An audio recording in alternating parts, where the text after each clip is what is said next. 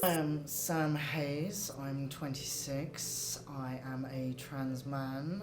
I suppose my sexuality would be queer. My name is CJ Barrett. I'm a fourth year student, having done a year abroad. I study modern history. I am a cisgendered male and I am a bisexual. My name is Vera. I am bisexual and demisexual. I study international relations and I'm a third year student. My name is Ebba Jennert. I'm 20 years old. I'm a second year politics student. I identify as female and pan/bisexual, can identify as both. I'm Megan Hancocks. I am 21 years old. I study sociology. I'm in my third year. I identify as a cis lesbian. Hi, I'm Diana. I'm gender fluid, gay, and I'm a third year film student. I always knew the transition would have to be something that I did. From being quite young, I promised myself I'd have that sex change one day. It wasn't until 23 that I actually did that. I first realised that I was bisexual officially, like when I came out, around a year ago, but with unofficial, like when you start having those thoughts and those feelings, around 6, 7, 8 years ago. I think I realised I was bisexual when I was about 15-ish, because that's when this really cute girl came into my class and I just started spending a lot of time with her and I didn't really understand why at the time, and then she told me she was bisexual and I was like, oh, I think this is what this is. And I think I realised I was demisexual once I got with my first boyfriend, and he just kept on trying to do a lot of things that I was not prepared to do, and I felt really bad because I was wondering what was wrong with me and why I wasn't feeling the same way that he was feeling towards me. And I came to realise that it took me a little bit longer than other people in that department. Yeah, I realized I was pansexual probably around the age 13, 14. But I definitely started guessing sort of around the age 13, but then I more come to the conclusion when I was about 14, I would say. I guess I always knew I was a lesbian. There was never that ambiguity with me. I was always into the female bad guys on Power Rangers or the female protagonist. I was never into the Red Ranger. I realized I was gender fluid and gay around high school. Sexuality came first, and then I slowly realized that I didn't mind which pronouns people used with me, and I usually dressed pretty androgynously, and first I was like, oh, I just have an androgynous style, but then I found the term gender fluid, which kind of came together.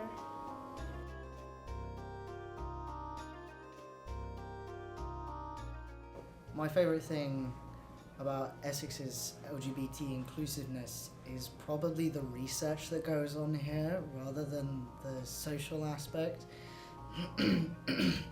Essex has been an absolute foundation in queer research, so it is a great base to work from and with.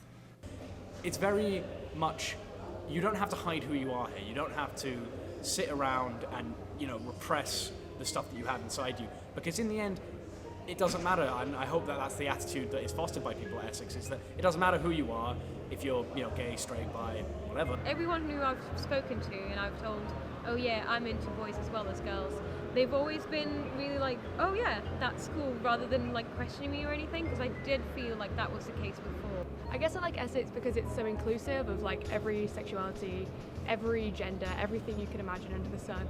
And I feel comfortable walking around campus holding hands with my girlfriend, whereas in town it's not as easy as that. I remember first seeing the pride flag on top of the library, and I felt so much joy that I'm in a place where we can be who we want to be, and I think that's the most fantastic thing about Essex. The name change policy needs to be addressed on this campus right away, because it's outrageous and harder than the government's method of changing one's name, so that needs to be dealt with. I think despite all of our best efforts to make our university as inclusive as possible, there's still a long way to go, not only on campus but genuinely just everywhere. And every effort we make in raising awareness towards it and just normalizing LGBTQ people is just a good step forward. Even just like tiny things you say, or like type of situations you feel comfortable in, like being in a club, for example, is a perfect example. Like when people just walk up to you when you're making out with a girl and like, yeah, ask you stupid questions. And, like, it's not a super big deal, but still, like, it affects your life. And I think straight girls don't really realize that. One big issue is Ignite, going out at Ignite, and when I first started here, it wasn't an issue. There was no hate there was no feeling uncomfortable, but the most recent ones, I've noticed there's been a lot of tension and a lot of cis straight boys being very masculine there, and I don't like it at all. It's put me off going. I think we need to normalize transgender issues. I think we need to work on that, because I know now we have a transgender officer, which is great, but we need to be better at telling people that this is real. There's so many of us, and if someone wants you to use the correct pronouns that they feel they want, then you should do that without having trouble doing it. And I think by promoting more and more transgender people, we could get there.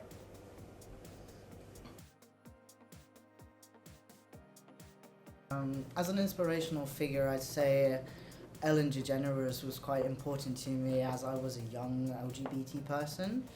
But then I needed someone a bit more that I could see myself in. So Laverne Cox has been really quite prominent, because everything that she says is just bang on exactly what the trans community needs from a role model. So she's really big in my heart. So in terms of a real life person I know who was inspiring to me, I'd have to say one of my close friends, Shauna. She's was the first person I met on campus who was very open and honest about her sexuality. And she was like me. She came to university, came here not knowing that she was gay, and came out when she got here, or in the first 6 months she got here. And it was kind of like, it was one of those things where she sort of knew before I did that I was what I was. And she was very, for the years that we've known each other, she was very patient and very accepting of what I thought I was. And then when I came out to her, she was like, I knew that you were, but I'm glad that you come to me and said, I was one of the first people I told was Sean. I love Ruby Rose at the moment. She's like my model inspiration, but when it comes to they're usually fictional. I watch a lot of movies and TV shows with LGBT main characters. My icons and inspirations are like Tegan and Sarah, Danny Shay, a lot of Instagram androgynous models. I don't really remember all their names, but yeah, mostly musicians, I think.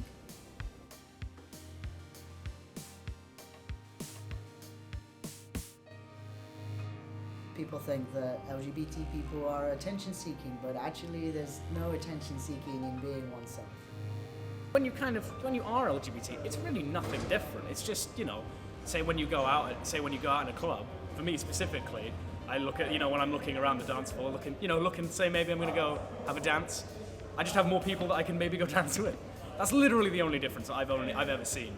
It's not special, it's just who you are, who cares? A lot of people don't realise that LGBT isn't just gay cis men, and I'm doing my dissertation on it. It's such a big issue. When people from outside the community think of LGBT, they think of the gay best friend, the boy who has a boyfriend and will fix your makeup for you. They don't think of the butch lesbian. They don't think of the trans boy. They don't think of any of these people, and it needs modernising a bit, I think.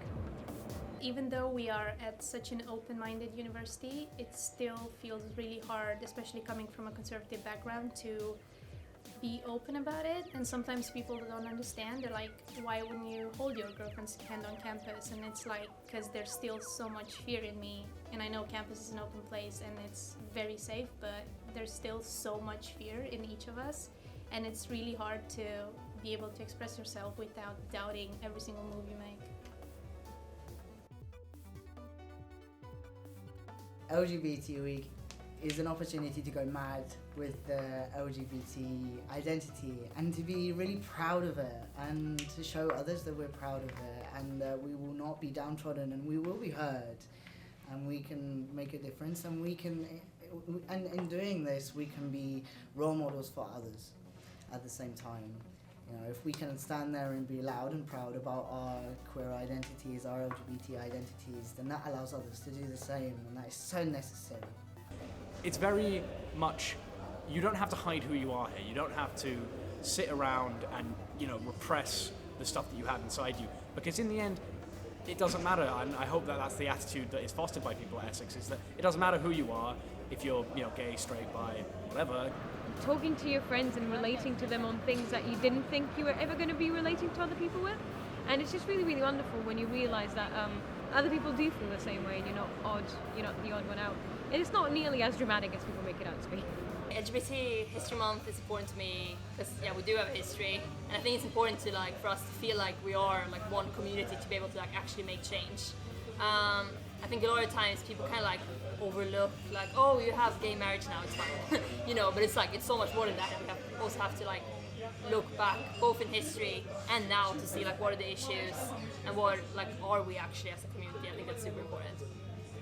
I guess LGBT month is important to me because it actually raises awareness to other people, and I can be myself. So other people won't judge me and be like, ew, she's holding hands with a girl. I can finally just feel safe. LGBT month is important because it gives us the visibility that I feel like we still need. We are not even halfway there to be fully accepted, and I feel like having a whole month dedicated to learning about LGBT people is a great way of just normalizing it more and more until we don't need it anymore.